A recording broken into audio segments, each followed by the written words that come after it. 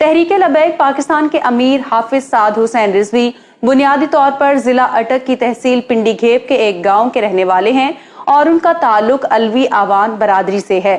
ان کے والد علامہ خادم حسین رضوی تحریک لبیک کے بانی تھے، جبکہ ان کے دادا لال خان زمینداری کے پیشے سے وابستہ تھے۔ علامہ خادم حسین رضوی کی 90 کی دہائی کے شروع میں اپنے چچا کی بیٹی سے شادی ہوئی تھی۔ ان کے بڑے بیٹے سعد رضوی، چھوٹے صاحبزادے کا نام انس رضوی ہے، جبکہ ان کی 2 بہنیں بھی ہیں۔ سعد حسین رضوی کی پیدائش تو اٹک کے گاؤں نکاتوت میں ہوئی، لیکن انہوں نے اپنا بچپن اور لڑکپن لاہور شہر میں گزارا۔ ان کے والد کئی مساجد میں امامت و خطابت کی ذمہ داریاں نبھاتے رہے اور مسجد سے ملحق ہی انہیں رہائش کے لیے گھر بھی دیا جاتا تھا۔ سعد رضوی نے ابتدائی تعلیم لاہور کے ایک نجی تعلیمی ادارے رائل گرامر ہائی اسکول سے حاصل کی۔ بعد ازاں وہ اپنے والد کے قائم کردہ مدرسہ ابو ذر غفاری میں پڑھنے لگے۔ حفظ القرآن مکمل کر لینے کے بعد سعد حسین رضوی نے 1 سال تک قرأت و تجوید کا کورس کیا اور پھر انہوں نے درس نظامی میں داخلہ لیا۔ بتایا جاتا ہے کہ حافظ سعد حسین رضوی نے 2 سال کے عرصے میں قرآن حفظ کیا تھا۔ سعد رضوی لاہور کے مختلف مدارس دینیہ میں زیر تعلیم رہے۔ جامعہ نعیمیہ کے پرنسپل ڈاکٹر راغب حسین نعیمی کے مطابق حافظ سعد حسین رضوی کی عصری تعلیم صرف میٹرک ہے۔ انہوں نے درس نظامی جامعہ نعمانیہ اور جامعہ نظامیہ سے اس وقت کیا جب ان کے والد جامعہ نظامیہ میں پڑھایا کرتے تھے۔ علامہ خادم حسین رضوی شیخ الحدیث تھے اور ساری زندگی پڑھاتے رہے، اس لیے ان کا مطالعہ نسبتاً زیادہ تھا، لیکن سعد حسین رضوی مطالعے کے حوالے سے اتنے مضبوط نہیں ہیں۔ اپنے والد علامہ خادم حسین رضوی کے وقت حافظ سعد رضوی لو پروفائل رہے۔ انہیں جماعت میں لوگ جانتے تھے، لیکن میڈیا میں انہیں پذیرائی نہیں ملی تھی۔ یاد رہے کہ تب حافظ سعد حسین رضوی تحریک لبیک پاکستان کے ڈپٹی سیکرٹری جنرل کی ذمہ داریاں نبھا رہے تھے۔ سعد رضوی علامہ خادم حسین رضوی کے ساتھ ساتھ رہے۔ وہ فیض آباد کے دھرنے میں بھی متحرک تھے۔ 2020 کے آخر میں حافظ سعد حسین رضوی کی شادی کی تیاریاں ہو رہی تھیں۔ 22 نومبر کو سعد رضوی کی بارات نے لاہور سے اٹک جانا تھا، لیکن علامہ خادم رضوی کی بیماری اور پھر اچانک وفات کے باعث ان کی شادی کو مؤخر کر دیا گیا۔ 21 نومبر 2020 کے روز مینار پاکستان لاہور کے سائے میں علامہ خادم حسین رضوی کا جنازہ پڑھایا گیا، جس میں لاکھوں کی تعداد میں عوام الناس نے شرکت کی۔ اسی موقع پر علامہ خادم حسین رضوی کے فرزند سعد رضوی کو ان کا جانشین اور تحریک لبیک پاکستان کا نیا امیر چن لیا گیا۔ جنازے کے موقع پر سعد رضوی نے خطاب میں اپنے والد کے مشن کو جاری رکھنے کے عزم کا اعادہ کیا تھا۔ اگرچہ حافظ سعد رضوی کو شورا کے مشورے سے امیر بنایا گیا تھا، تاہم تحریک لبیک پاکستان کے بانی رکن اور علامہ خادم رضوی کے دیرینہ ساتھی پیر افضل قادری اس فیصلے سے ناخوش نظر آئے۔ اس موقع پر پیر صاحب نے اپنے انٹرویو میں تحریک لبیک پاکستان کے نو منتخب سربراہ حافظ سعد حسین رضوی کی ذاتی زندگی کے حوالے سے کئی دعوے کیے تھے۔ ٹی ایل پی کے سرپرست اعلیٰ اور بانی پیر افضل قادری نے ایک ویڈیو میں دعویٰ کیا کہ سعد حسین رضوی حافظ نہیں ہے۔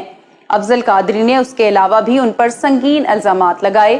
پیر صاحب نے یہ تک کہہ ڈالا کہ سعد رضوی تو نشہ کرتا ہے، تو دوسری جانب تحریک لبیک پاکستان کی شورا کی جانب سے یہ بیان سامنے آیا کہ پیر افضل قادری کی باتوں پر بھروسہ نہیں کیا جانا چاہیے، کیونکہ انہوں نے پارٹی کو ایک ایسے وقت میں چھوڑا جب ان کے بیانات کی وجہ سے پارٹی بہت سخت کریک ڈاؤن سے گزر رہی تھی۔ ایک غیر ملکی نیوز ایجنسی سے بات کرتے ہوئے تحریک لبیک پاکستان کے ایک عہدیدار کا کہنا تھا کہ سعد حسین رضوی نے پورے تنظیمی ڈھانچے کو بدلا اور جب پارٹی پر برا وقت آیا تو کارکنان کے ساتھ کھڑے رہے۔ انہوں نے ہر سطح پر اپنی صلاحیتوں کا لوہا منوایا، جس کی وجہ سے شورا اس بات پر قائل ہوئی کہ انہیں امیر منتخب کرے۔ بہت کم لوگوں کو پتا ہے کہ لبیک لبیک لبیک یا رسول اللہ نعرے کے خالق بھی سعد حسین رضوی ہیں۔ علامہ خادم حسین رضوی کی طرح ان کے صاحبزادے سعد حسین رضوی بھی اپنی تقریروں میں پنجابی ٹچ دیتے نظر آتے ہیں۔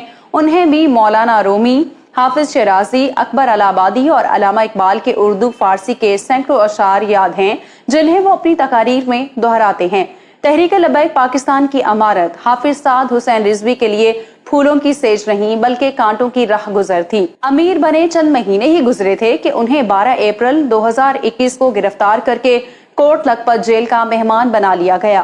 سعد رضوی کی گرفتاری کے بعد ملک بھر میں احتجاج کا سلسلہ شروع ہو گیا، جس نے بعد ازاں پرتشدد صورت اختیار کر لی، جس کے پیش نظر حکومت نے تحریک لبیک پاکستان پر پابندی بھی عائد کر دی تھی۔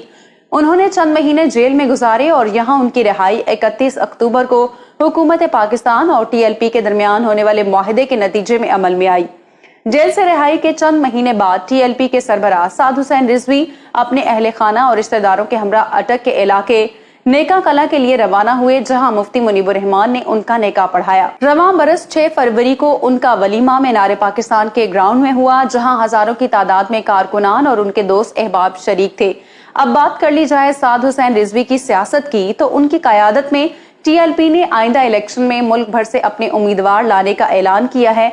यहाँ मैं आपको बताती चलूं कि खादिम हुसैन रिजवी की तहरीक लब्बैक पाकिस्तान ने 2018 के आम इंतखाबात में भी हिस्सा लिया और सिंध असेंबली से 2 नशिस्तें हासिल की और मजमूई तौर पर पूरे मुल्क से 22 लाख वोट हासिल किए। इस इलेक्शन में तहरीक लब्बैक ने मजमूई तौर पर 22,34,316 वोट हासिल किए और चौथी बड़ी सियासी जमात उभर कर सामने आई। सुबह पंजाब में वोट बैंक के लिहाज से तहरीक इंसाफ और पाकिस्तान मुस्लिम लीग नवाज के बाद तहरीक लब्बैक पाकिस्तान तीसरे नंबर पर थी। उनके कई उम्मीदवारों ने अच्छे खासे वोट हासिल किए, लेकिन कौमी असेंबली की कोई एक भी सीट जीत ना पाई। अब आने वाला जनरल इलेक्शन 28 साल नौजवान कायद हाफिज साद हुसैन रिजवी के लिए बड़ा इम्तिहान है। आप जानते होंगे कि 25 सितंबर को कौमी असेंबली के 9 हलकों में होने वाले ज़मीनी इंतखाबात में तमाम सीटों पर इमरान खान खुद इलेक्शन लड़ रहे हैं। तब ऐसा कहा गया कि हाफिज साद हुसैन रिजवी इन तमाम हलकों में इमरान खान के मद्दे मुकाबिल इलेक्शन लड़ने वाले हैं और PDM की जमातें उन्हें सपोर्ट करेंगी। ताहम हाफिज साद रिजवी ने अपने नॉमिनेशन पेपर्स जमा ही नहीं करवाए। मैं उम्मीद करती हूँ कि आज की वीडियो आपको पसंद आई होगी।